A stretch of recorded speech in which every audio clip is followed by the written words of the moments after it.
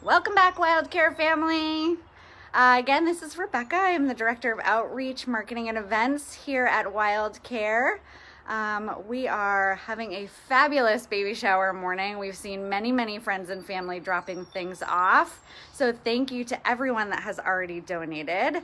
I am, as you can see, outside in an amazing building that I am going to turn this over to our amazing Executive Director, Stephanie, and she's going to tell you all about our aviary and some of our patients out here. Good morning, Stephanie. Good morning. Hi, everyone. This has been a great day. So many people coming by and dropping stuff off. We totally feel the love. For my patient update, I'm going to show you some baby crows. We have a family of crows here. But I first want to talk about this incredible building that we're in. I don't know if you can tell that this building forms this our large Raptor aviary. And the reason this building is so special, it's the largest in the state. So we using bald eagles. And if you guys follow us on Facebook, you'd know that we had 2 juvenile bald eagles in this aviary last summer, which was pretty incredible. That's a pretty big, daunting bird to be. But so the reason this is so special is with the outer chamber, birds can make a continuous loop that haven't flown yet. Young raptors or owls or even gulls, geese, we put everything in here. If they need the time to be conditioned and make sure they're ready to be released back out into the wild. So flying a continuous loop, it's like the treadmill. I call it a Raptor treadmill, where we can actually make them do laps. So we can make sure they're flying evenly, they're flying strong. One day and 3 laps the next day. So it's a really important building. Now let's walk around, and you're going to see a bunch of crows. And these crows, we received babies from a nest, 4 baby crows from a nest in Chatham. Their nest came down, and the people who found them attempted to reunite them with the parents. And as many of you know, crows are highly social. It's very unusual that the parents would abandon these young, but there were no parents to be found. So we have the babies. Let's take a walk around.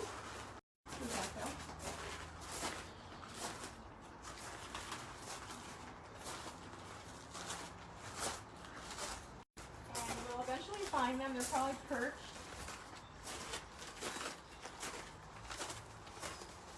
Ooh.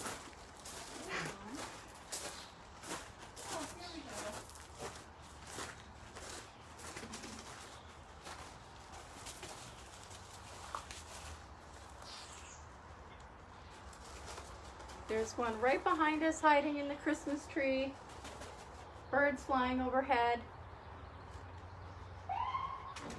So the bird next to us, I'm just going to let them settle down before I walk forward because it is warm today and they're black birds, so I don't want them to overheat by flying around unnecessarily.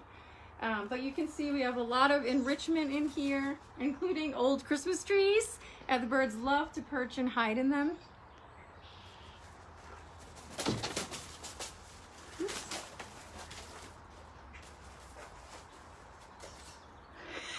Let's try walking. We have hula hoops hanging up for the birds to sit on. Crows are incredibly intelligent, and they actually use tools. There's interaction, and they've been observed playing, and they're able to solve problems. So we sometimes give them toys similar to what a parrot would have, because parrots are also highly intelligent.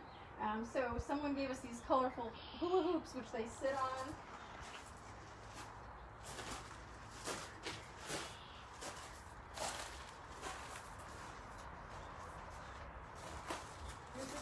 There's a young crow sitting on top of the tree. I'm not sure we're going to get a shot of all of them today.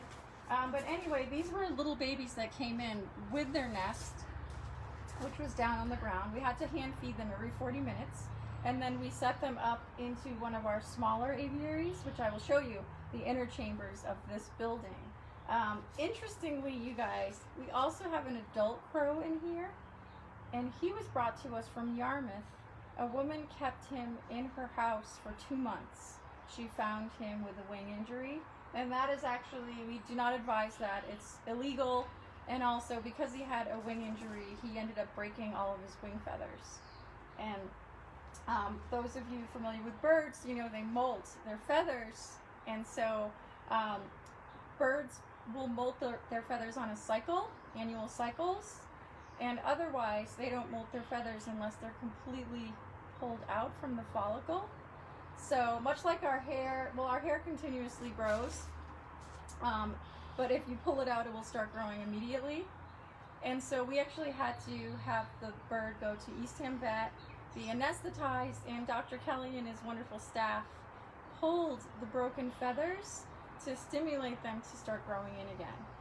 So that bird is in here. He's fully feathered, and this morning on the cameras we saw him feeding the baby crows, which is amazing, you guys, and just another example of their intelligence, how gregarious they are, but also how innate it is. You know, adult birds want to feed babies. It's what they do. So let's try again to see them. When I came in earlier, they were all perched in a row and they sat. So I was hoping for that, but they are wild birds, so.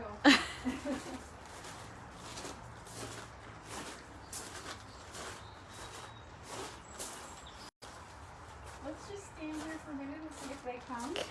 And then I will go inside and show everyone the inside of the building.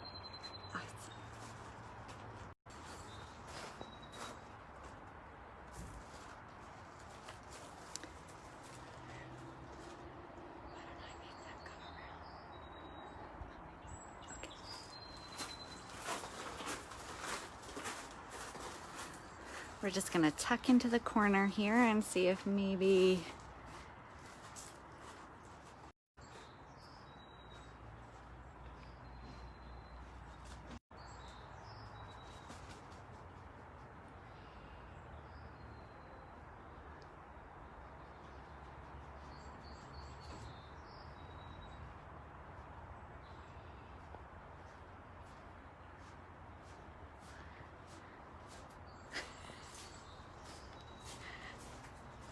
I think Stephanie and I have made more rounds than the birds this morning, but let's go inside.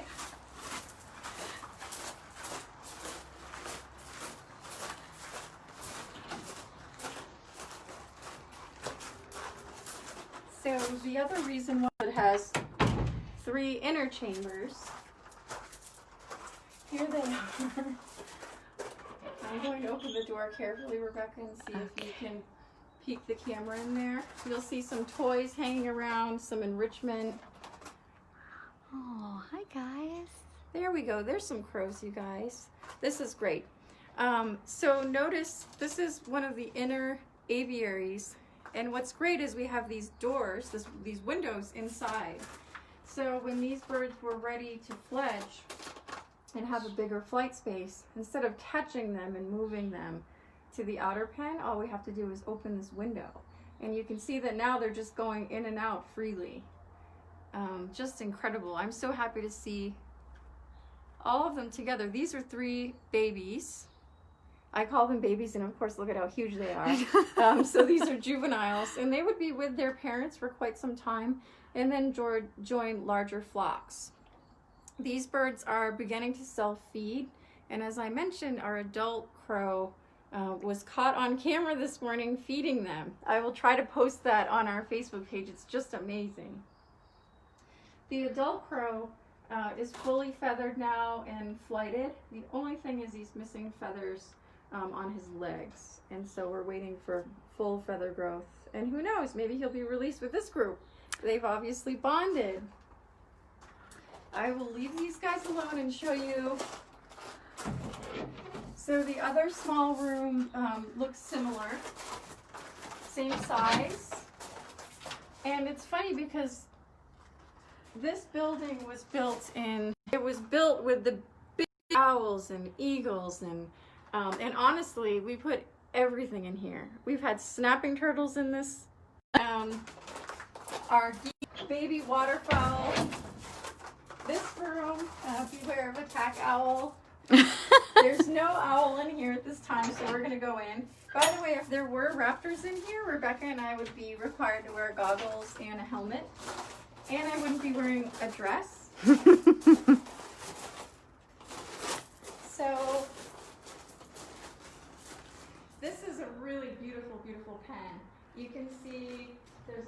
of light, skylights. It's large enough. This is where all of our gulls go. All of our baby waterfowl, we can separate the room into pens. Lots of these windows that we can open so that birds can easily graduate from one room to the next. There's some remnants of past patients in here. All of the dried sod on the ground is from the sandhill crane that we had in here. Leftovers. Troublemaker. And the Christmas trees, they do have to go. They're looking a little brown in summer, so we will ditch those and freshen everything up in here. But anyway, so this is it's our elliptical aviary, also known as our Raptor aviary. Does anyone have any questions, Rebecca? Not yet, but people are impressed. I'm so glad. I always say, I think you can see this building from the moon. It's huge. NASA can see it, and then I feel like you could make apartments in here. It's really impressive, but I'm glad it's reserved for the birds and the snapping turtles. All right, I think I'm going to sign off until our next presentation at 11. Wonderful. Thank you so much, Stephanie. And as always, if you can't make our baby shower today, we've posted a PayPal link. You can donate to our babies that way right on our homepage. Thank you so much, and we'll see you in a little bit.